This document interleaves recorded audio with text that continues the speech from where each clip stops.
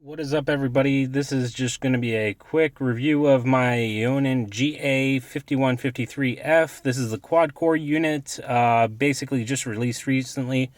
Pretty accurate, pretty fast. I have Nova Launcher installed on this unit. I use night mode, my radar, Google Maps, GPS, and anything else that I can find from the Play Store to help me out with this unit. It's not quite a custom ROM yet, but I'm getting there. I find that the biggest issue with this thing is my big fat fingers trying to press the buttons up here from time to time. So that's basically my biggest complaint. Let me go ahead and give you an audio sample. This is going to be Freed the Madness by Steve Aoki. I'm going to try and get a little vocal in here with a little bit of bass. It sounds pretty good in the car to me, so I hope this camera picks it up.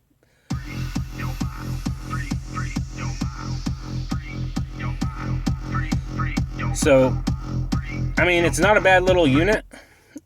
It's not a bad little unit for audio. It's a great device. It has everything that I need in a car radio, as well as, the fun stuff from Android. At night, I use this night mode. Basically, what it does is turn the vehicle's brightness on the display down to 25%. Now, you're like, well, why would I need something for that when you have brightness mode set up on there? Quick and simple. They don't give you full control over the LCD brightness, so you have to do it yourself with this little app. I did that. Basically, the screen's going to turn black, but it goes down to the actual 25%, not the minimum that Eonon allows. So just a quick preview of that. As you can see, it looks almost black right now, but it's perfect for when I'm driving at night. Sorry for all the hand gestures. My wife, she's Spanish, so I've kind of picked up on it. Other than that, I mean, the screen's pretty responsive. I'm just going to show you really quick swipe between Gmail and another blank screen. It looks a little bit delayed on camera, but I can assure you that it's really freaking fast. Another reason why I use my radar, say you're traveling somewhere, you see rain up ahead, well, you want to know if it's going to be in your way. So basically, you set that up, you have data connection through your phone, Wi-Fi hotspot. There you go. Boom. Done. So that's my radar. You can download that from the Play Store. Almost everything I have here can be downloaded from the Play Store. Here you have the stock Nova launcher or app launcher. If you've ever used Nova, it's a great launcher. It's basically going to take over the stock Eonon launcher because I just don't like the way that is. A lot of the screen is left as a blank area, essentially. So I'm not even going to show you guys that. What I will show you here is the settings menu. Just to give you a quick rundown of that. You have your Wi-Fi, set up your Wi-Fi there, your Bluetooth. You can set up more here, tethering and mobile hotspot, just like you would on an Android. You can set up a VPN if you need that. Most of you won't. Home is going to let you set your launcher. So, like, if you want to go back to the stock launcher, you can do that. I'll just do that to show you real quick. It's going to be a little bit different here because I've adjusted my screen to where it actually shows the controls a little bit smaller. The big issue with that is the stock dots per inch or DPI settings is 240, and it just takes up too much real estate. You can't really like scroll up and down with your finger or swipe or anything. So that's why this looks a little bit wonky. In order to get back to that, if you have Nova Launcher and like say you want to switch between the two, just go to your settings again, go to home, and select the one that you want. So that being done, sorry, I'm getting back into the settings here. That being said, you have your sound. That's going to allow you to adjust your volume. Display, that's going to allow you to adjust your brightness. Again, the brightness, this is all the way dim as far as Eonon says. That's why I installed that other app. So that's why I leave it bright unless I'm using that app. All the rest of this stuff doesn't really matter. You can change your wallpaper, but you can do all that with Nova Launcher from the start screen. Just long press, as long as you're not on something like that. So that's why I have a blank screen here. So all you have to do is long press, wallpapers, then it'll take you into a bunch of different wallpapers. And you can select what you want. I just leave mine with the stock one. So anyways, again, wallpapers there. Sound display elements going to be your radio buttons right here whenever you turn your lights on. So I have mine set to red because Volkswagen is that nice pretty red there. Screenshot, you can have a little application pop up here on the top menu where my finger was. Storage is going to show you all your SD card settings. Apps is going to allow you to install and remove apps, or I should say remove and modify apps. Security is going to basically be all of your Android settings and things like that. Sorry, sweating a little bit here in the car.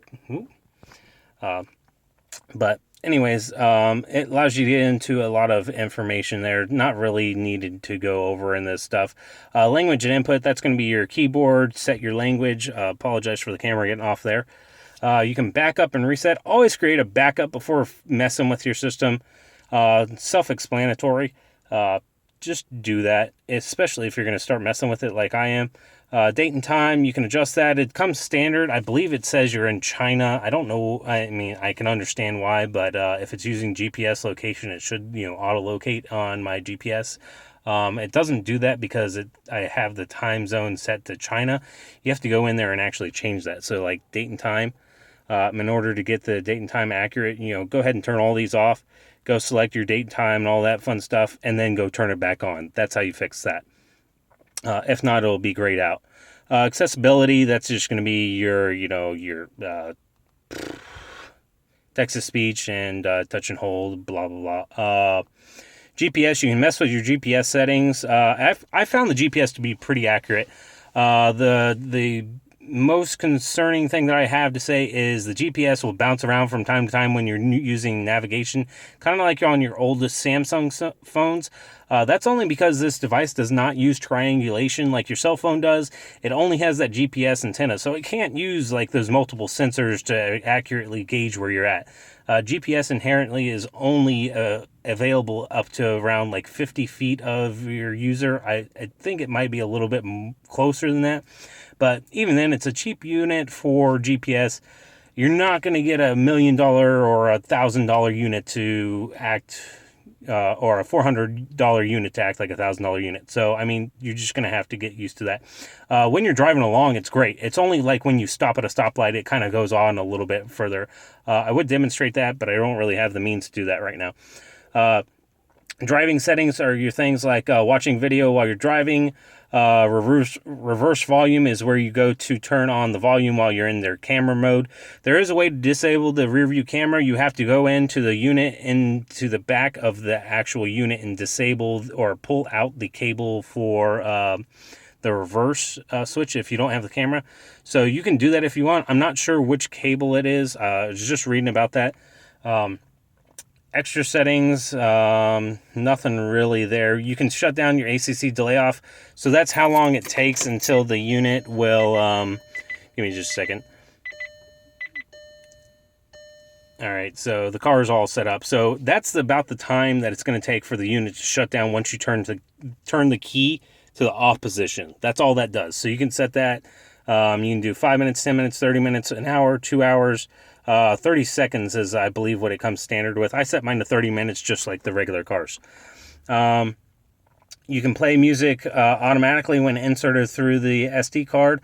The only trouble I have had is the SD card kind of doesn't want to read, in a sense. Like, the system reads it, but if I'm trying to find a custom ROM or custom apps or anything like that to install, it's kind of hard to do. I'd use Root Explorer to do that kind of stuff. I'm not going to show you guys that here. The video is getting kind of long, so I'm just going to try and go through this a little bit faster here.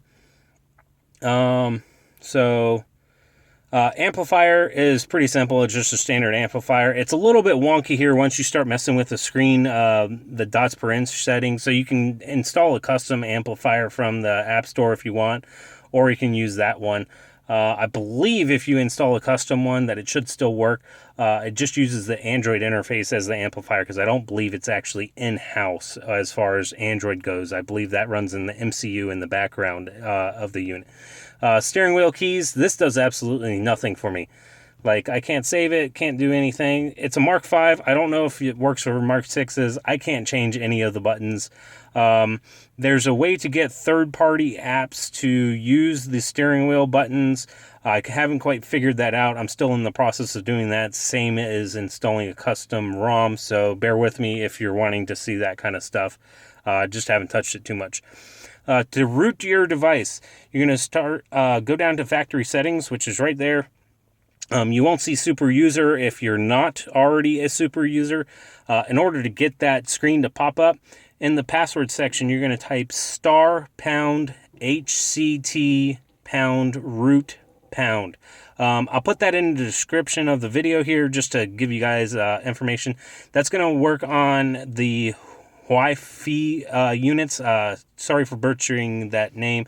It's HUIFEI is the manufacturer that produces Eonon, Joying, Pumpkin. A lot of those units are all manufactured by that company. Eonon and all them just rebrand it and put their own special thing on it. Kind of like some of your manufacturers that have different phones, or like Cricket Wireless for AT&T. They use AT&T's network, but they have their own service. Kind of like that. That's how, Joying and all those units work. So once you have that, you can install Super User. I use ChangeFire Super User. Again, sorry for getting off on the view there. Just allows me to run apps, allows me to set the custom DPI settings here.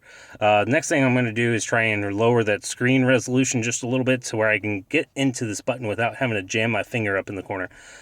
Unit's been great. I haven't had any issues with it.